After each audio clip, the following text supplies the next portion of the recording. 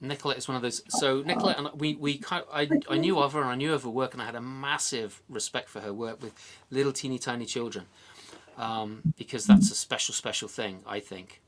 And I also a lot of respect for her as a storyteller for, personal tales and all that kind of stuff as well. What Nicolette Thank you. also does, here we're talking about everybody there, but she does it in communities that are challenged in many Right, ways. right, and that It's is like really deep, healing story work in her own right in that way. right. Nicolette says, "Aren't I lucky?" Yes, you are. I'm totally jelly. So, welcome everyone to Friday with Friends. It's good to have you all here today. It's an absolutely gorgeous day outside. I think it might be 50 degrees or something. Let me have a look. It's actually, the snow is melting, which is absolutely, yeah, it's 45 it says, but I think it's probably a bit more than that. The snow is melting. There's green patches appearing, although not on our front lawn yet. And I was walking through the woods last night, actually, Lani, or yesterday afternoon, and there were you go through, it's all snow. I mean, there's like, it's like 2-3 foot of snow in some places, and I'm walking through and there'd be a patch of warm air blowing through the trees, and I'd just stop, and then I'd move like 3 feet forward, and then it'd get really cold again, and I'd do another 2 feet and it'd be like warm. And so Mo and I were kind of moving quickly, moving slowly, moving quickly, moving slowly. It was excellent. I've enjoyed in the past seeing some of your photographs from your walks, and you've inspired me in that way. And I'm trying to think, what am I going to do when I get old and my brain doesn't work so well? And so I'm thinking I'd like to take more pictures. So I live not by the woods, but by the ocean, and I try to walk the beach several times a week through blizzards and rain and beautiful sun, and just capture it in its. I just feel very blessed. Capture it in its beauty. Yeah, that's one of the. I grew up in Worcester in the UK. I grew up in Massachusetts. Yeah. We're both Worcester. Yeah, we're both from Worcester. Hang on, I've got to turn you down a little bit. Apparently, you're a bit loud. So let me. I've been hearing that. So I can do that. I've been hearing that my whole life. As you know, I know. I read that story. You're already hitting a vulnerable place, but I'm I sorry. don't want to be too loud, too big, too much. So it's bring it down. No, you're freaking awesome. So we met years ago at Sharing the Fire, and I went to one of your work. I can't remember what workshop it was now. It's so long ago, and I was just like, man, this is a super smart, super compassionate, super wonderful human being. And it seems that the rest of the world agrees with me, or I agree with the rest of the world. And I'm so glad that you're here today. Thank you, sir. My first memories of you are actually around food. So whether it's was it chocolate by any chance? No, it was pie probably with Tony. Yeah. And late at night, and then breakfast. That we were some of the weary-eyed, but who made it actually to breakfast in some of those early years when a lot of other storytellers after Saturday night eating pie didn't make it to breakfast on Sunday morning. They did not, did they? That was never something. I mean, there've been times that I've drunk a lot and not made it to breakfast, but as I've got older, well, after I left college mostly and grew up and had kids, I don't do that anymore.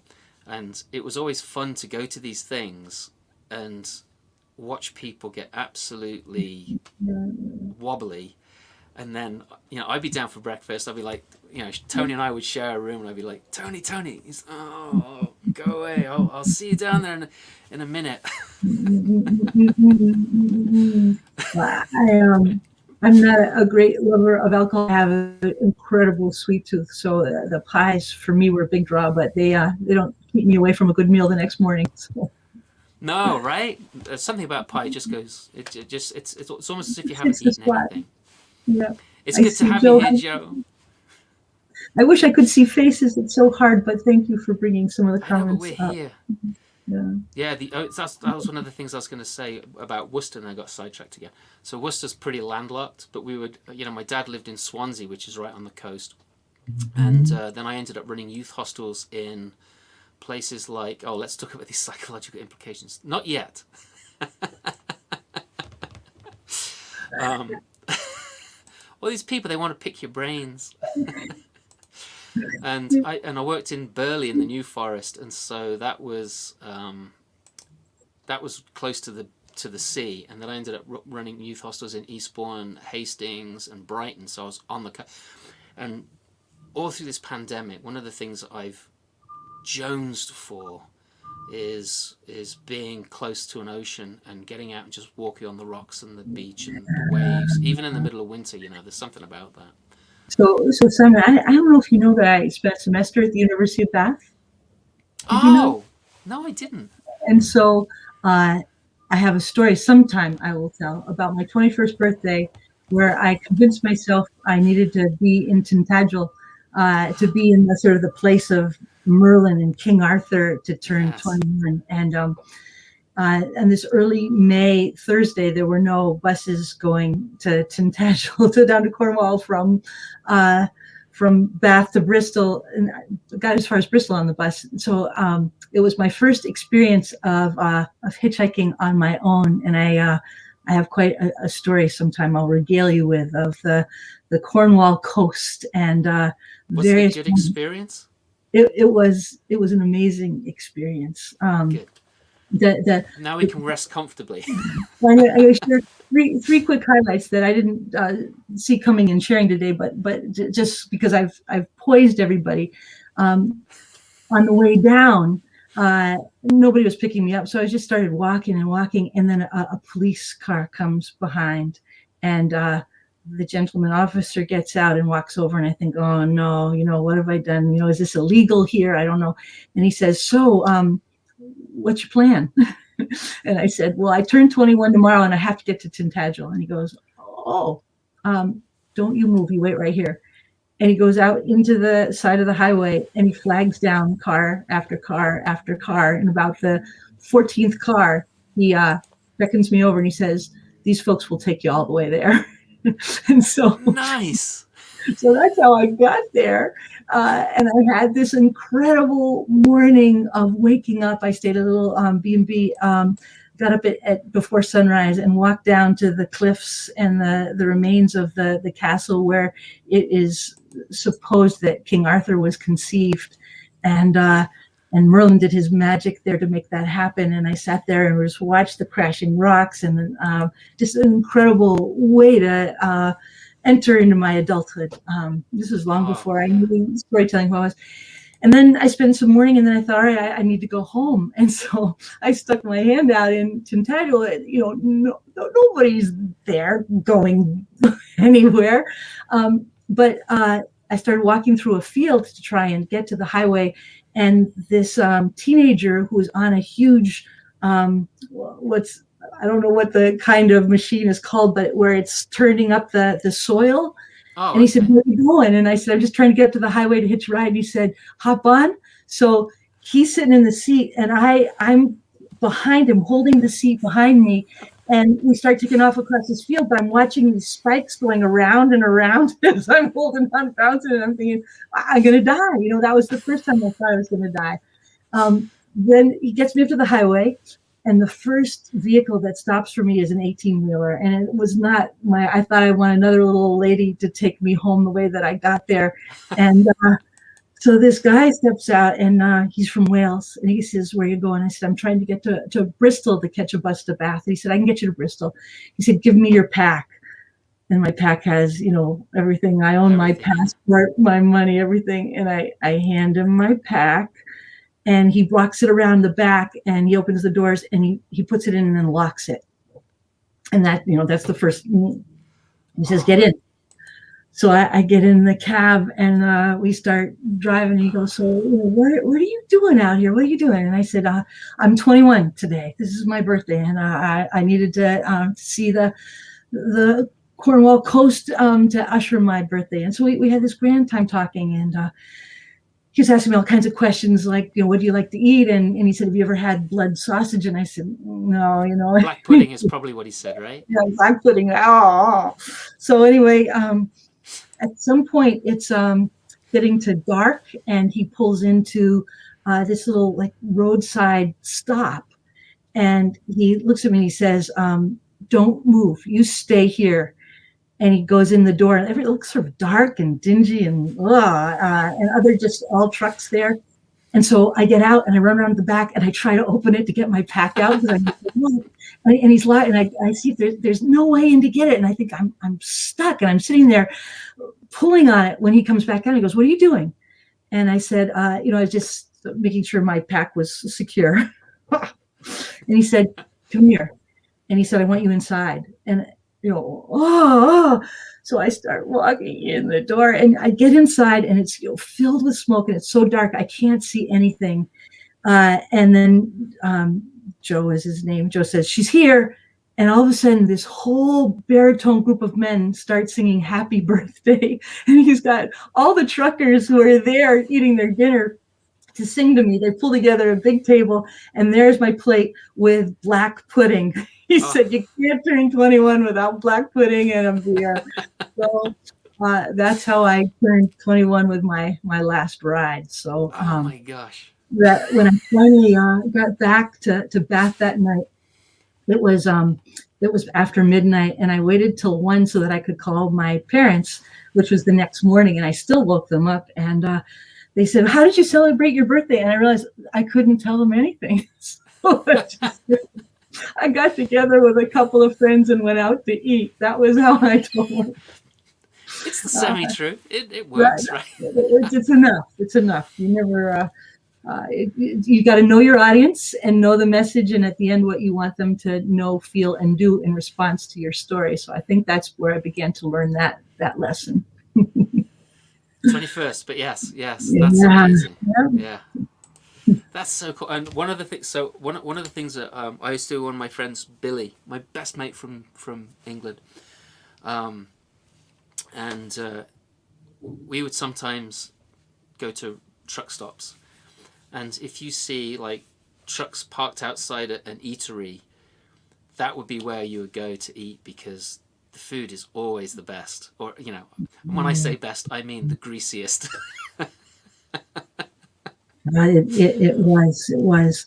When I was at Bath, I was a literature major in college, and I took 5 literature courses, which is not often a good idea. But I thought, this is, what else can we do here?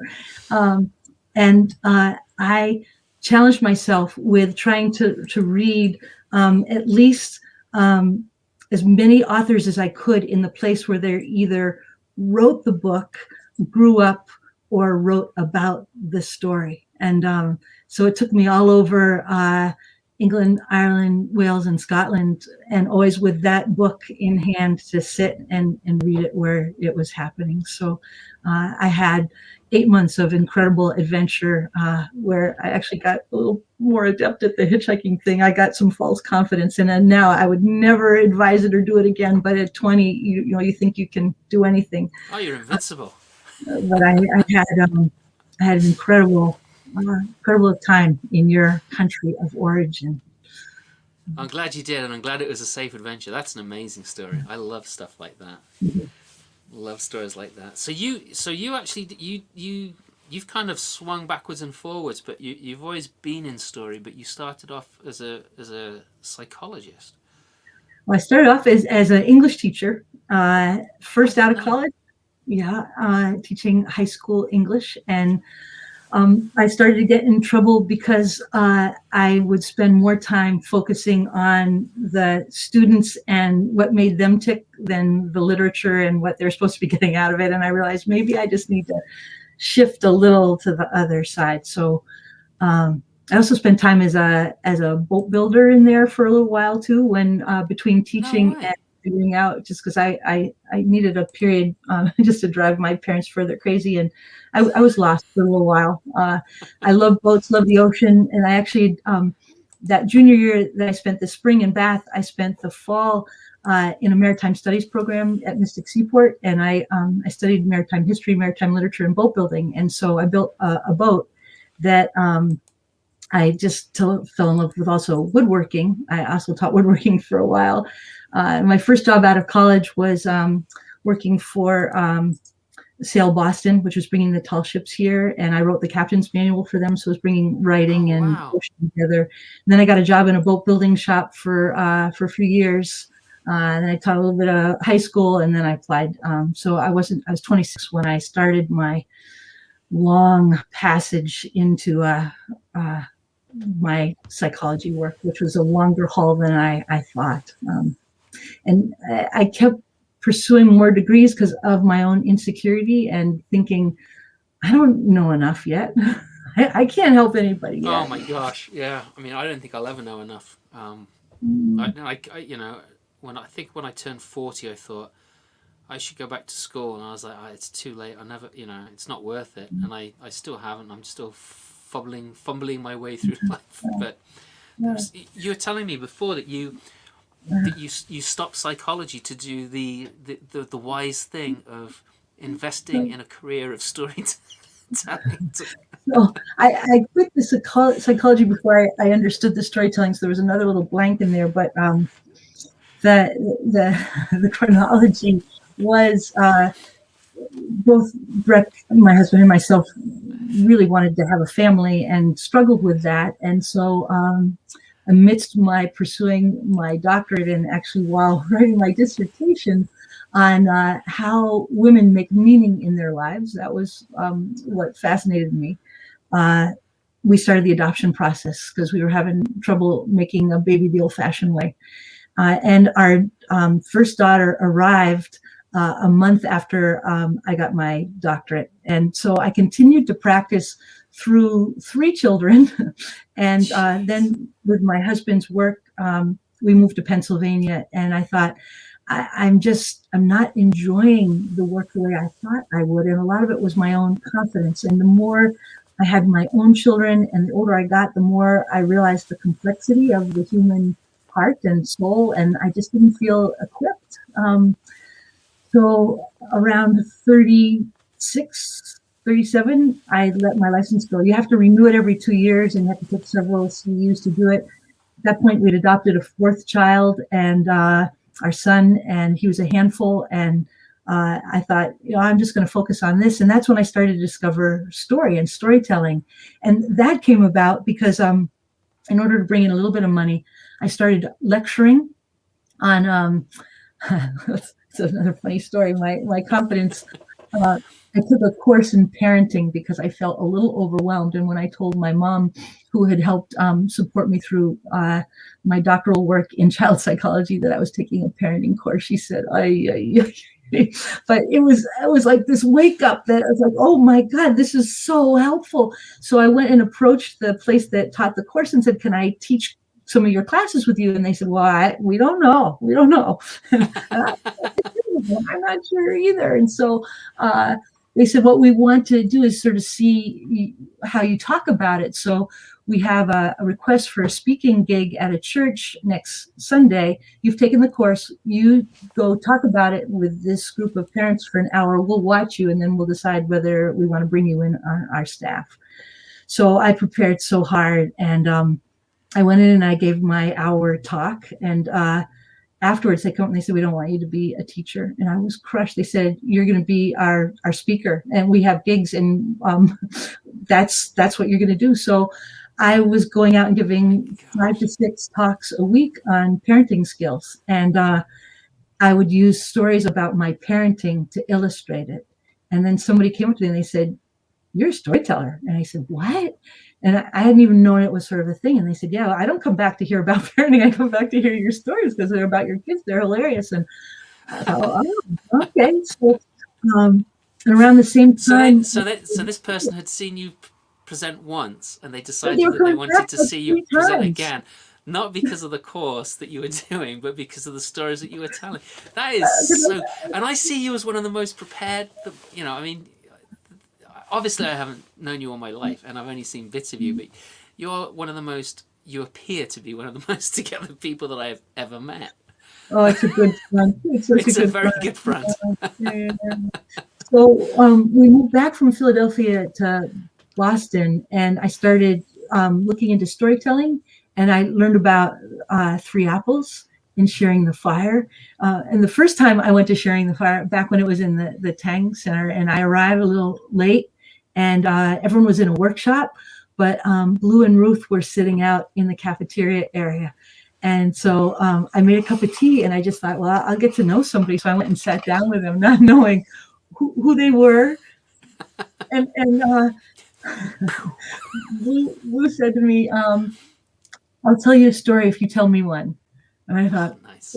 okay. And I think we sat there for a couple hours, and I thought, well, if I don't meet anyone else here, this has been delightful. I had no idea who I was with. And then when I finally did get into the large room, there was Tony. I'm glad he was here, handing out coins. And I thought, whoa, this is like the coolest place I've ever been. And then Elisa Permain gave the closing talk, which was a story from Korea, and two of my children are Korean born. And I thought I found my peeps. And from that point on, there was just like no turning back. And I started just trying to learn and read and go to everything I could. And I was quite audacious because Three Apples was then coming up, and so I heard that you could put in a thing for new tellers. So I went and auditioned and got a spot on the stage for new tellers, and that was like my first adrenaline pump of on a stage. Like, whoa, this is so wild.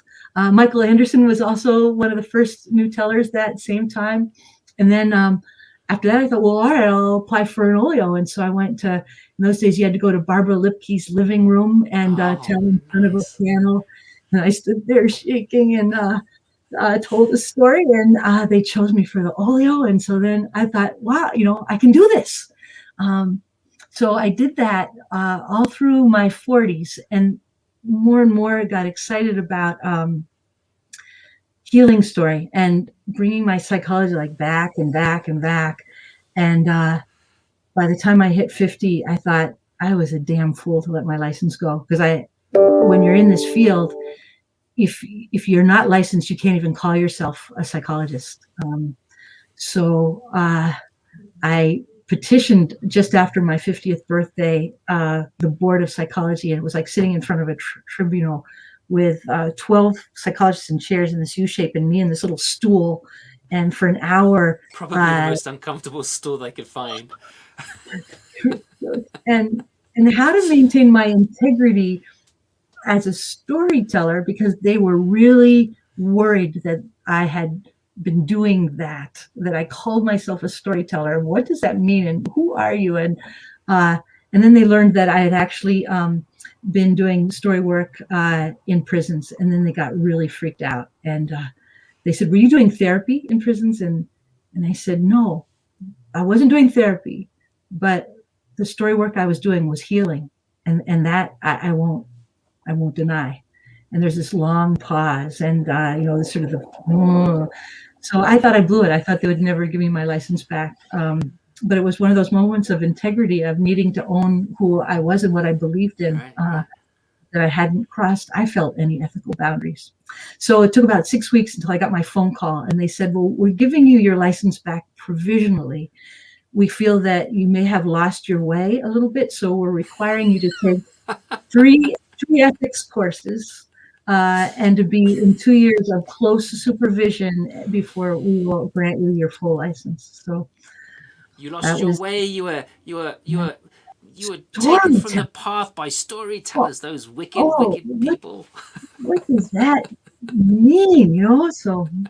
So here I am on the other side, and have so the other piece that I also needed to make up 200 CEUs, which is no small feat. So I took 2 years and did took a 2-year course in narrative therapy that gave me the full amount of credits. And for me, that was so exciting to marry the storytelling, the psychology, and healing story, which was in the middle, with narrative therapy that sort of more grounded me in what I was doing. And that was just so exciting to be excited about psychology again and what it could do through story listening, storytelling.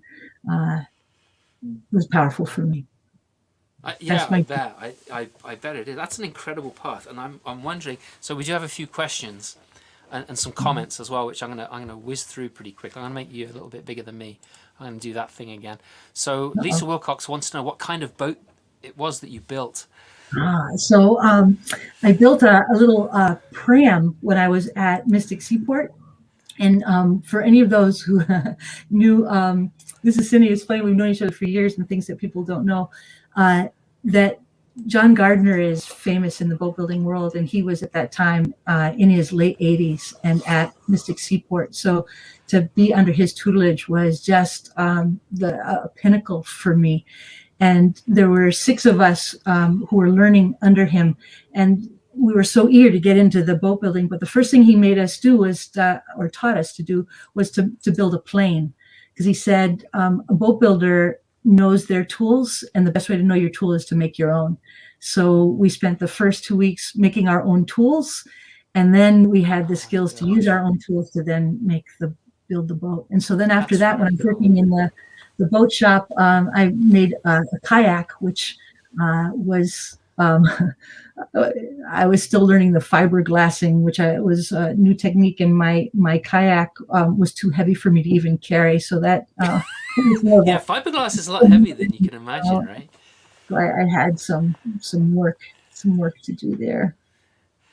I totally agree with what Joe said.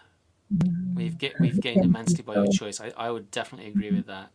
And Rachel Hedman, who's out in Utah, says, "I'm 41 years of age and eventually will go for a doctorate, even if I'm 100. You can do it, Simon Brooks." I'm not gonna. I'm done with that. I'm rocking the boat.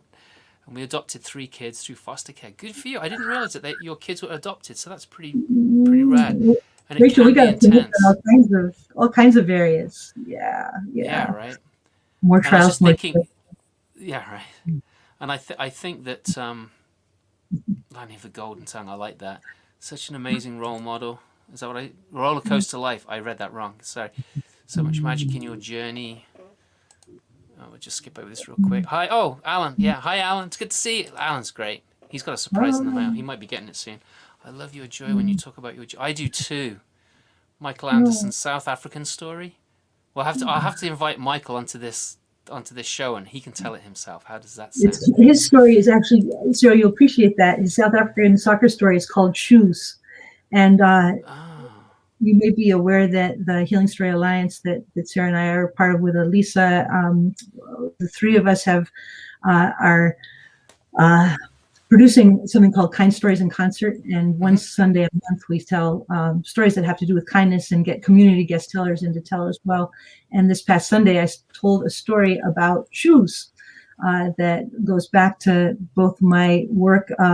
There's 3 mini stories. The first was I did some work for City Year and learned this cool prompt, which is let your shoes do the talking. And so partners interview each other's shoes about where you've walked, what you can say about the person who's walking in them, where they hope to go.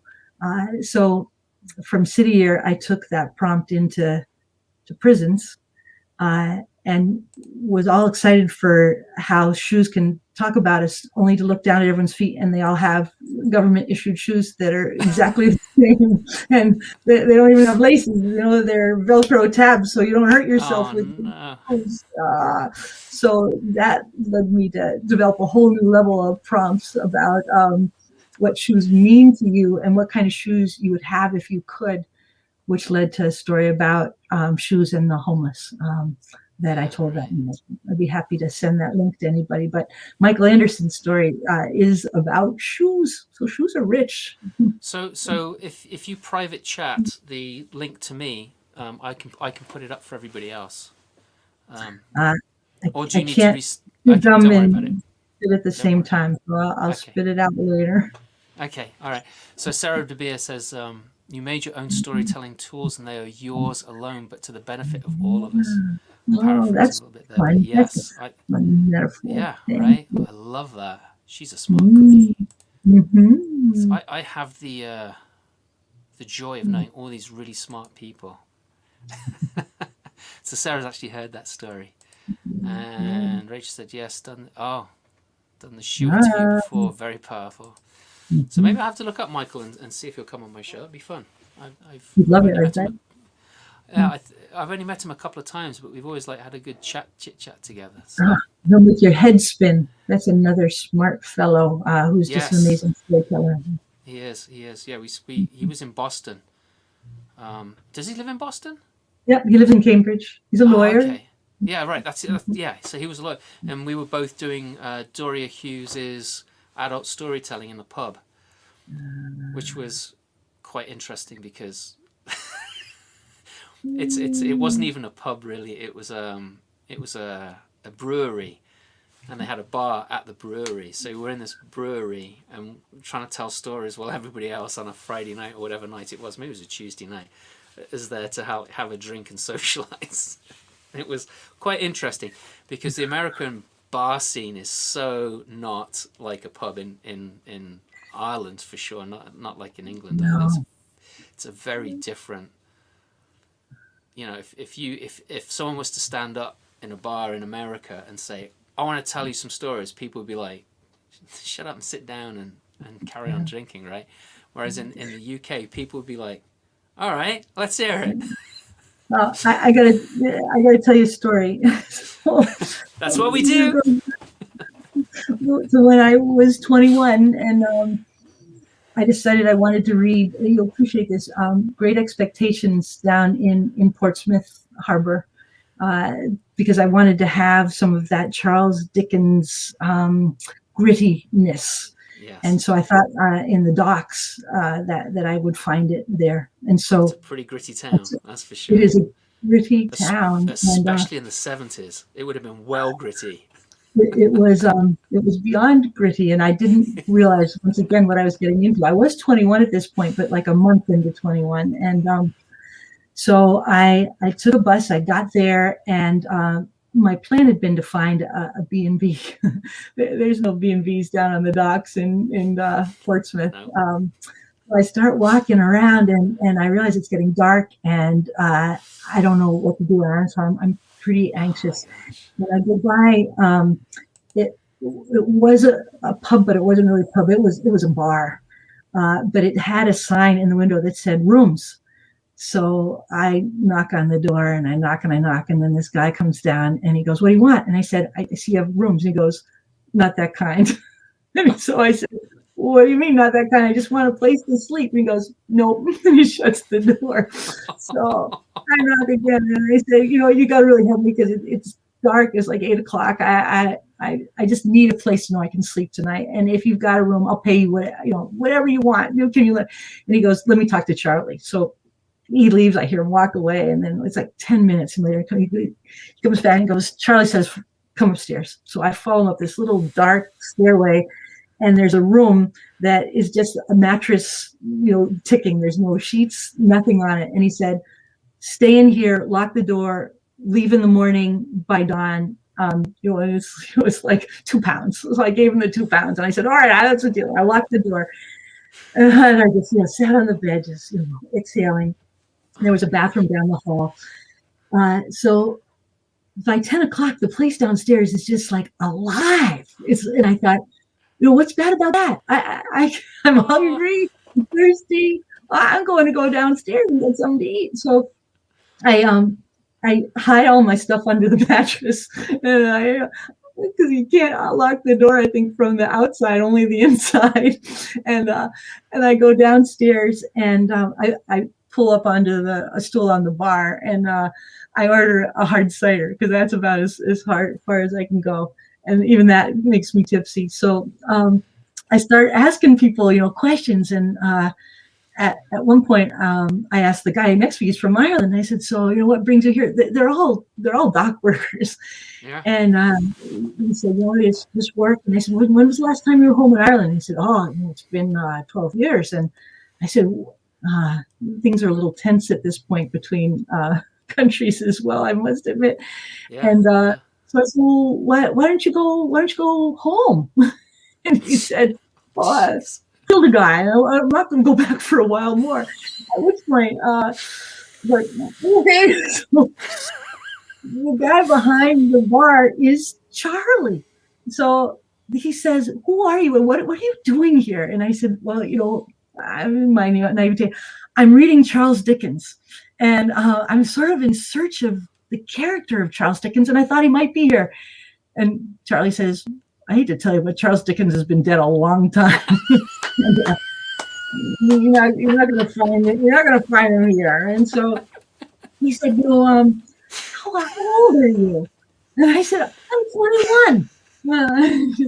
He said, oh my God. And he said, when I was 21, there was a war, and I was actually in the trenches in Africa. And he said, the day I left, I was just going out the door. He said, I was so excited. And my mom said, bring a Bible. And he said, Mom, she said, well, bring a book. So he said he threw the Bible in his backpack, and he said, I'll take a book. And he just grabbed a book off the shelf. And it happened to be the Rubaiyat of Omar Khayyam. Didn't know what it was, never read it before, threw it in his backpack, but it was small. And he thought I needed something light. Hang on. Can people raise their hands if they do not know who that was or what that book is? Well, I wish I had it right here. I don't. It's downstairs. It's a very, I'm going to not even get it quite right, thin volume of poetry, Middle Eastern poetry that goes back to like the 17th century, but it's beautiful. With, in some ways, the wisdom of life. So he said, Sarah's going to be posting. There'll be like 5 links here in a minute, which would be great. Oh, good. They'll help us fill us in those. I bet Joe can tell us all about the Rubaiyat of Omar Khayyam. So he said, I read that goddamn book for 2 years so many times that when I got back, I swore I was going to read anything else. So he said, over the years, I started going into London, and I would buy at Blackwell bookstore. I don't know if you're familiar, but once a year they'd try to unload books. And so you could buy a crate of books for £5, but it was sight unseen. You couldn't look inside what was in it. And he said every year he bought a crate of books and put it in his basement. And that his goal was when he retired, because he also worked the docks, he was going to read a book a week out of those boxes. Wow. And he said when he was 60 and ready to retire, his wife died, and the stuffing just went out of him, and he was lonely, and he took a job at the bar. And so he just started working at the bar. And so he said to me, this is so really interesting. He said, so what makes you think Charles Dickens is here? So I told him a little bit more why I'd come to Portsmouth. And he said, and what have you seen at Portsmouth? And I said, well, I just came from the bus and I walked to the docks and I sat and read this book on sitting there. He said, you got to see this place. So he said, come with me. So he got the other guy to take the bar. We went out, we got in his car. And at this point, so this is at night. It's like 1 a.m. Wow. And he drove me down to the docks, and he showed me all the different kinds of boats and the lines and the different kinds of people who use them. And then we drove through the neighborhoods. He drove me by his house. We were talking about, by the end of the evening, I realized, his name was Charlie, and he was calling me Pip, so he said, all right, Pip. So we get back to the bar at like 3 a.m. It's all shut down. He said, so you go upstairs and now you lock that door and you got to be gone in the morning. And I said, Charlie, thank you. This was like an incredible night. This was really wonderful. So about 6 a.m., there's this banging on my door.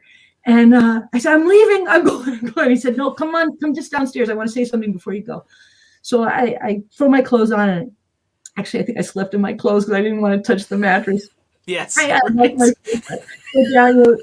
bar is still covered with glasses and everything, but there's this little spot cleared in front of a stool and a placemat on it and 2 very cold eggs and a piece of bacon. And he had made me breakfast at home and brought it in because he said, you were looking for a B&B, right? Well, here's your breakfast. So I said, I'm so touched. And I said, I'm sorry, it was a short night for you. And he said, I haven't gone to bed. He said, I went down into the basement and I started bringing up the boxes. He said, I dumped them. They're all over my living room. He said, I'm going to start reading them. And there's even some Charles Dickens in there. So I said, I'm so excited for you, Charlie. And he said, then I want to give you a present. And he pulled out of his pocket this very small, thin book, The Rubaiyat of Omar Khayyam. And inside it's inscribed to Pip, Thank you for a most marvelous night and bringing life back to me. I'm going to now Oh, start stories.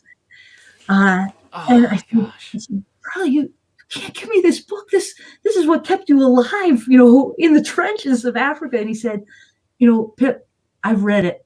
It's time to give it to somebody else. I got Yes. other books now. Oh So I my took it in my gosh. bag and I start walking out the door. And he said, one more thing. If you track down Omar Khayyam, please let me know because I want to hear that story when you tell it. So that's my experience in a pub bar in the south of England. Yeah, the 70s. That was a rife time. I mean, the country, for those people that aren't aware of, like, you know, what was going on outside of America at the time, in England, the 70s. So, Yeah. what part of the 70s was it? Like early 70s, mid 70s? 77, Yeah. 1977. Oh, right. So this was this was like right at the end of when there were 3-day work weeks, and a lot of businesses were shutting down. The economy was, you know, it was down the toilet like you couldn't believe. Unemployment was way up there. I mean, in '79, which was when I was leaving high school at the age of 16, 15, 16, one of the classes that we were given was how to fill out unemployment forms.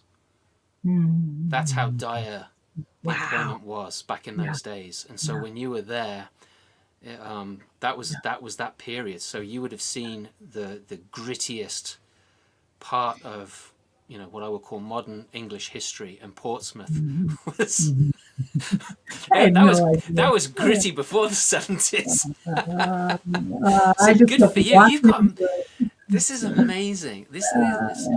So everyone, Yeah. thanks for being here. No, I'm kidding. I'm kidding. I have this great sign in my room. I gotta read it to you. It's Okay. uh let's see, I gotta make sure I can read it correctly. It's I'm gonna disappear for a minute. Okay. Plug it, right? I'll make you smaller and I'll make me bigger so that we're not Okay, looking at your bum. okay. It says Oh, she's back. it says either write something worth reading or do something worth writing about. Oh So yes, no, I my love that. my early years, I did a lot of some things that have fed my story imagination now for a long time. Yes, yes. So Sarah De Beer does want to know if you actually did meet Charles Dickens. Did you find his burial place at least? I don't even remember that because it would have been so low key. I believe I must have. After that, that's an amazing life experience. That is so cool.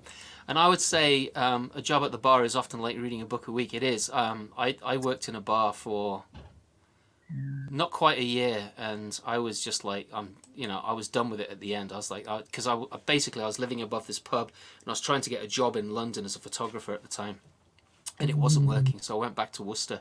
But some of the life experiences that I had, Dale, nice to have you here. Yes, what an incredible experience. That's amazing. You have, all right, I'll talk about this after the show.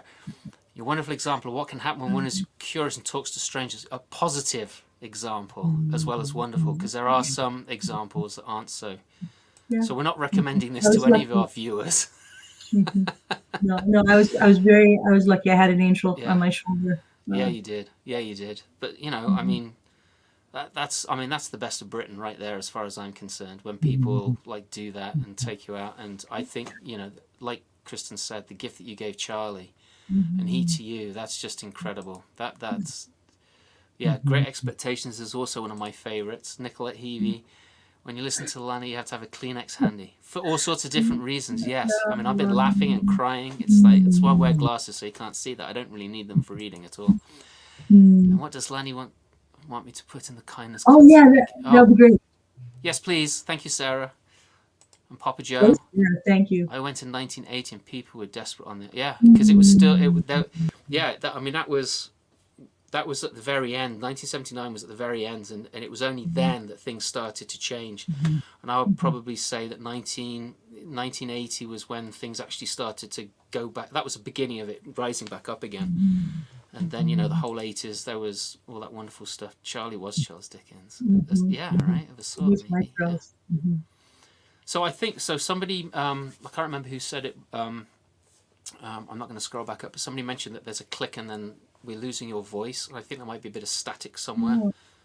There's nothing that we can do about it, and I apologize for that. It's just the wonders of tech and being on the internet and all that kind of stuff. So I'm sorry if you're missing some of it, but I'm afraid that's the way it is, and I hope that we can live with it and it's not affecting too many people. Oh, so Where do we go from here? I know, it's like we've done 50 minutes already and it feels like 10, and we can keep going. So one of the stories that you shared with me before, which I think I knew but I completely and utterly forgotten, and was the story of the Golden Buddha. And I wondered if you'd like to share that story with us right now.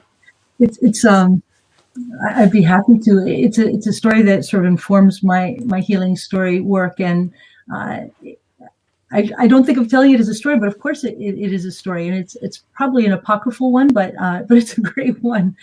So as the story goes, it's somewhere in the 15th century. A beautiful golden Buddha was built in Thailand and rested in Bangkok and was the treasure of the people. And for over 200 years, people would come and worship at its base. It was purported to stand about 10 feet tall and weigh like 4 tons, huge. And about two centuries later, I believe it was the Burmese army was invading the area, and the monks of the area became worried that this would be taken and perhaps even melted down as idolatry. And so they spoke, what can we do? How can we hide it? And what they realized is that they could hide it in plain sight. So what they did was they brought in all the tons of mud and just continued to plaster it over, so that ultimately it just looked like a giant stone Buddha, which beautiful and immense in its own right, but not of any value for anyone to do anything with. So unfortunately, as the tale goes, almost all the monks who participated in that were massacred. And the story of what lay beneath the mud was buried.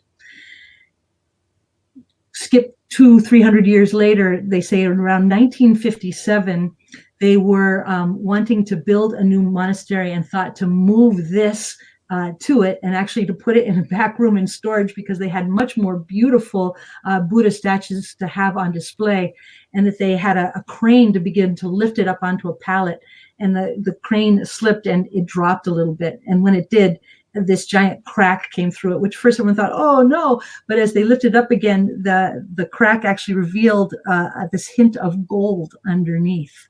And they went and got their chisels and started going at that big Buddha and discovered the solid gold Buddha underneath. And for me, this story is that's what's in all of us, and that we are, each and every one of us, perfect. And that idea of healing story, working towards healing our brokenness and making us whole again. In fact, we are whole.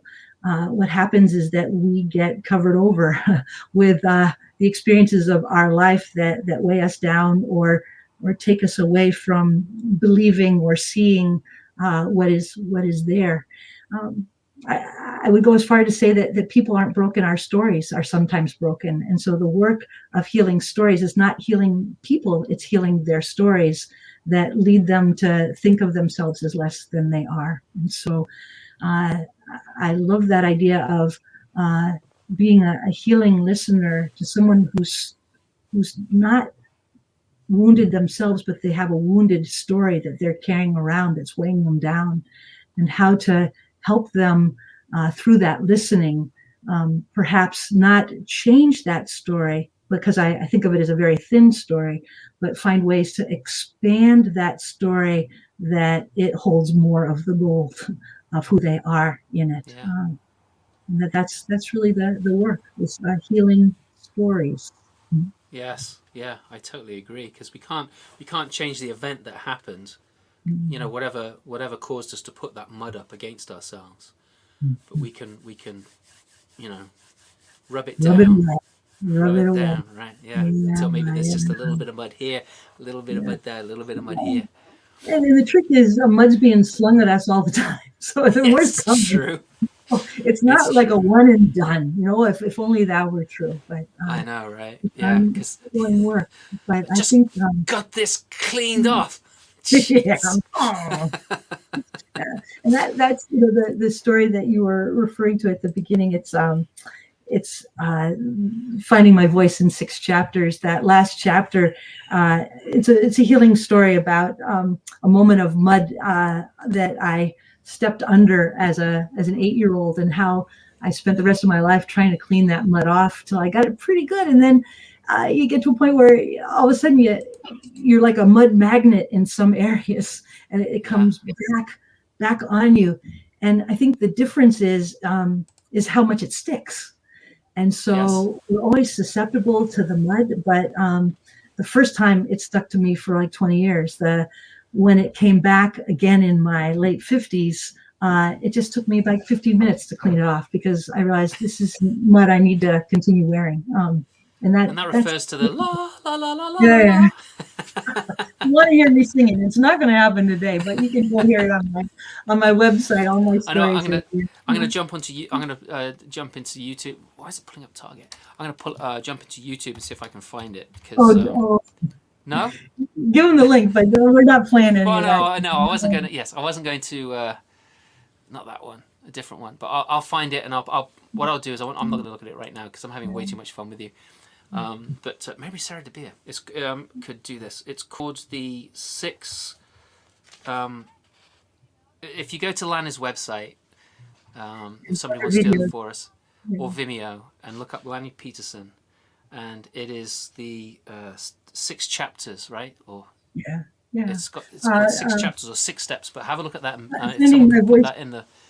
Finding my voice in 6 chapters is actually on my website under videos on the More tab. That's where all my videos are, and people are welcome to go explore it there anytime you. There's There's some. I did have a poke around. There's some very interesting and helpful stuff there. Actually, I'm quite Nice. amazed that you put not that one. Put so much stuff up there, which for free, which is remarkable. So I just redid my website actually in the last month, and when I hired actually somebody who's a professional wakeboarder. Do you know what that even is? I do know what a wakeboarder is because my son likes to wakeboard. Well, he does this. So don't tell your son about this, but he earns his living by doing tricks behind wakeboards and then teaching other young people lessons on that. But every now and then he does a website to make enough money so he can keep wakeboarding. So he said, "So what do you want to accomplish in your website?" And I said, "I'm not at a point now where it's my business card or my sales place. I see it more as my presidential library, and then it's where I want to just capture all my stuff and have people learn from it, grow from it. So I'm trying whenever I do something or write something, I'm just going to throw it up there, and maybe it'll help somebody, so they don't have to start from scratch the way I felt like I did. But I also benefited from so much help from so many people who just were so generous with me early on. That I think that's part of the spirit of this storytelling circle, and I just want to carry that on and maintain that culture. Yeah. No, I'm the same way about that. If I can help other people, I mean that's part of this show is I mean you don't need any help, but there are some people that I have on here who are just people may not know who they are. I mean a lot of people know Pete Abdallah, but there's an awful lot more people that don't. And so having Pete on the show, same with Carl Goff. It's like if I can share these wonderful people, I'm all about that. It's also about abundance. Someone once said, you should charge for that, and I'm thinking, it's only helped me to have that stuff up there and to give away what I can. That people have just come for more, and that's so. I think what you do just grows. Yeah. I had this woman get in touch with me, and she was like, do you tell a story of the Little Red Riding Hood? And I was like, yes, I do. And I have a video of it somewhere, and I put it up, and she said, well, that wasn't the version I was looking for. Do you tell it in this way instead? And I was like, no, but I can. And so I went down into the garage, recorded it, and I put it up. And I said, here's the link. Enjoy. It's like, why not? Wow, you are amazing. I'd say no, not really. If you want something customized, now we're talking. Well, there is that, I guess. Oh, yes. Thank you. Yes, I think that's very, very true. So, Lani, do you want to keep going, or because we're at You have the another hour? question, or does anyone have a question? I know we're out of time, so I don't hold people past their lunch break The or lunch whatever break, it yeah, is in yeah. here. So Kristen says, "Thank you, Lani, for the gold that you reveal in the mud. You assist to remove through your healing story work."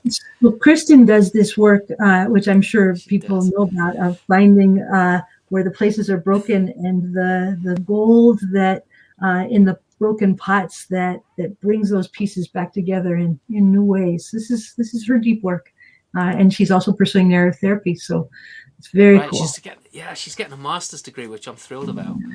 Yes. Yeah, we're So gonna talk. Kristen and I, Scott we're gonna. wants you to keep going. And Joe Radner says, Malvini Reynolds, love is something if you give it away and you end up having more. Yeah, I agree with that. I agree with that. I think that's, that's a really good, interesting point because it makes me, it makes me think of karma, right? If you send something out bad, you'll get it back, Okay, right? There's I bad. got one more story. Of Can I course you tell do. you You're a more? storyteller. All right, all right. And then we'll end this. It's the story. When you asked me to think of a story, this is the one I thought of to tell today, and it's so funny that we never got to it. So now we're going to Now you get to get it. to it. But when you said karma, that's what this story is about. So when I was first getting into it, and wanting to teach storytelling and do healing story work, I was offering it everywhere, and you never say no to anything. And the Right. gigs were coming sort of few and far between. So to have 2 gigs on one day was a remarkable thing. And the 2 gigs were about as disparate as you could get, because in the morning, my husband, who's also my business partner in doing work in organizations, we were asked to come into a Boston very large company to do a storytelling workshop with 100 mid-level managers. So it was a big deal. And then in the evening, I was invited to come and do a storytelling workshop with a group of men. There were 7. They called themselves afterwards the Magnificent Seven, all of whom had been formerly incarcerated, and all had been out less than a month, and all had been in between 3 and 40 years. So a very diverse group. So there's my day, and I'm thinking, all right, well, I'm going to sort of play with some prompts and maybe overlap some of this stuff. So the morning we go to the organization, and we're brought up to like the 11th floor on this elevator, and this beautiful artwork on the walls. And we go into their large conference room, very large, and the desks are all bolted to the ground, as are the chairs. They swivel, but nothing, you can't move the furniture. I don't know why. And at exactly like 9 o'clock, 100, mostly men, march in, and they're all in company uniform, which is, the suits and the ties. And this was back in the day where there weren't cell phones, but there were Blackberries, and they had briefcases, and it was company issued briefcases. So they were all exactly the same. Gosh. And the company had made these, they were sort of smart looking. They were actually canvas, and the name of the company was embroidered on the side. So they all come in and they immediately set their briefcases on the tables. And I'm thinking, oh no, we're in trouble. And we started off by doing something we thought was really brilliant. We put up a PowerPoint, because that's what they were expecting. And the heading was Martin Luther King's presentation talking points. And I had discovered that King had actually written notes before giving his I Have a Dream speech, and you can find them. And he has bullets next to his most important points. So I put them up on a PowerPoint, because that's what executives who want to give a talk do, or tell a story. So I said, so these are Martin Luther King's talking points. And then while they're up, I start in the background playing the I Have a Dream speech, and not where he begins, because he has his written words in the beginning, but as those who know the story, Mahalia Jackson was next to him saying, just Martin, tell him about the dream. Just tell him about the dream. And so when he leaves the script and starts speaking from his own inner vision story, that's what we remember. That's when we have goosebumps. That's when things turn to being something that is a message to a story, and that touches not only our heads but our hearts. So that was our opening, trying to grab them, and they were all there and taking notes, attentive. But as soon as we said, now we're going to actually work with finding your stories, and we'd like you to break up with a partner, 11 people get up and they just leave the room instantly. And so we gave the prompt, and we gave several, but the last prompt we gave was to tell essentially an aha story. So a moment of change in your life, and what happened, what led you to see things one way and then see things another. And by this point, the room was much smaller, and people weren't actually abiding by being in pairs. Sometimes there were groups of 6, and I think they were talking about the baseball game. But we got through it, and at the end, they all left. And I turned to the HR manager and I said, well, that was a bust. And she said, no, this was one of the best things we've ever had. It's like, you're kidding me. She said, no, we want you back. We're going to do more. And so I said, at least 20 people of 100 left. She said, oh, that's less than usual. So we say goodbye. We go out to the elevator, and there's one of our participants is standing there. And he said, I wanted to personally thank you for this incredible workshop. And I was like, you're kidding. Again, I didn't think anybody got anything. And he said, I was so moved by what emerged from me through your prompts. And it took me to places I didn't expect to go. And actually that last prompt, I was with a partner I trusted, and I shared a very personal story about when I was a child, because what's coming up for me, that change and aha, is how I feel about my relationship with my dad. That when I was 9, my dad committed suicide. He said, I always thought that I was somehow responsible because I wasn't enough to hold him here in this world. But what I got through today and talking about it is that every night my dad would come in and he'd read me a story, and we'd talk about it. And I always ended, before I said, good night, Daddy, I always said, I love you so much, Daddy. And he said, I love you too. And what I got today is that what more can a 9-year-old kid do than love somebody? And I did everything I could. And so today I forgave myself. And he said, I got little ones at home, and I think it's going to change how I am with them now. And stories at the heart of that. So thank you.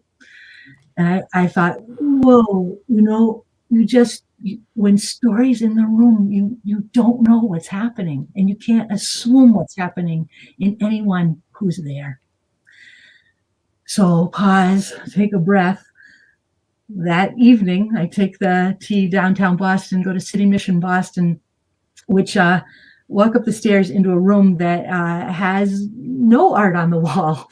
And has fold-up chairs leaning against a wall. And as each guy comes in, everyone's carrying something, and it's knapsacks, bags, packs of all kinds. But what I realize is that when you leave prison, you're issued a bag that essentially comes out of Goodwill, at least for these guys, and you're given toothbrush, toothpaste, clean underwear, and like a change of clothes.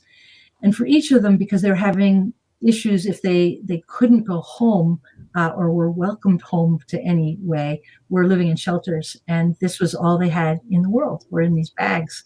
So they come in, they drop the bags in the corner. They all set up chairs in this sort of lopsided circle. Each one came up and personally welcomed me and shook my hand and thanked me for volunteering, because it was volunteering my time with them. And then we started doing story sharing and talking about story. And it was just, they were in it and into it. So I threw out this last prompt of, all right, what's an aha moment in your life where all of a sudden you saw something different? And they shared in pairs. And because there was only 7 of us and there was time at the end, I asked if anyone wanted to actually stand and practice telling a story. And this one guy said, I want to. And everyone said, yeah, get him to. This was the guy who'd been in for 40 years. So he said, I was in for a long time. And if you'd asked me like 10 years in if I could have been, if I was redeemable, I would have spit in your face because I didn't care, and I didn't think anybody else did either, because by that point my family had deserted me and I'd done some pretty horrendous things. And I didn't think I was redeemable. I didn't want to be redeemable. But he said the one thing that just helped me pass the time was reading. And I read a lot of books. And I realized that the book that actually changed my life was Goethe's Faust. Okay. So tell me about that. So he said, for those of you that don't know this story, it's about this debate between God and the devil over the soul of Faust. And the bet is the devil believes that he can actually take Faust's soul, and God says, I bet you can't. So most people think that actually the devil won that bet because that devil made Faust do really horrible things that actually make me look pretty good. So he said, but God actually won that bet because what he really was betting is that no matter how far you lead Faust into evil, into just horror, I believe I can still find something good in him. That's that looking for the golden Buddha, looking for the crack, looking for the crack in a different kind of way. And he said, I started thinking after I read that, if God could find that crack of light in Faust, is there one in me? And he said, everyone else had given up looking. I'd given up looking. But in some ways, you see what you look for, and I'd only seen bad. So when I started looking, I maybe found enough, and I grabbed hold of it, and I started to try to grow it. He said, that was 15 years ago. He said, I grew it to the point where when I came up for parole the third time, I was on board that I actually wanted it. And they could see that I was ready for it. And the reason I wanted it was because I know how many people out there have stopped looking for that light inside. And I want to help them. I want to help them have that moment of turning and looking so that they can start to grow the light that's in them. So here's the karma part of the story. They're all, you got a story there. You got to share it. Each guy afterwards folded up their chair, put them away, went and got their bag, and then came up to shake my hand. This guy was the last in line, and he came up to thank me for helping him tell his story, and he was eager to tell it. And as I was shaking his hand, I looked down, and the bag he's carrying was a briefcase from the organization I'd been in that morning. I'd never seen that briefcase before in my life. I saw it twice in one day. Once in the morning when it was issued stock, once in the evening when it had been gone through Goodwill and put in the hands of a man leaving jail to put his toothbrush in. Wow. And where it got me thinking is, you would have thought that those two gigs were totally different. But what I got is that if you look deep enough in anyone's bag, you look beyond the BlackBerry or the toothbrush, what's in our bags, our baggage, it's all the same, of the places where we can't see the light anymore because of the shit on top. And our help in moving through those broken stories to begin to stretch them to find that light again. So that's become my mission too. Wow. That is, oh my gosh, right? Because we're not that different at the end of the day, right? And it's some of it is this is where I came from, and this is where you came from. The experiences are similar, right? But our reactions on how we deal with them are different. And so that guy with the suitcase or the briefcase, right at the beginning, right, he could have ended up in exactly the same situation had his circumstances. So wow, yes, I wasn't reading too much into that. They are in the same place. I mean, that's what I say. as human beings, if we just keep milking it down and down and down and get to that golden place, what we all want is to be able to love and be loved, and to feel Right. on some level that we're competent in our worlds, and can have purpose, have some way that we're actually making a difference somewhere. And Yeah. that's the bottom of all of our stories. Well, I don't know about anybody else, but I've had That's enough for today. freaking awesome hour and 15 minutes. Thank you so much. I know that a lot of people have. We had 24 people watching at one point, and it's, you know, some people have logged off for their lunch break or whatever. But Lani, thank you so much for being on this show. Thank you for being here with me today. Thank you, everybody. I so appreciate it. Oh, there's new comments. Hang on, where are the new comments? Laura, she was an ex-neighbor. Wonderful. Laura, thanks for staying with us. Yeah, thank you so much, Lani. Everyone, thank you so much indeed for being here today. I really appreciate it. Remember, I'll be back next week. Take care. See you all. See you then. Bye.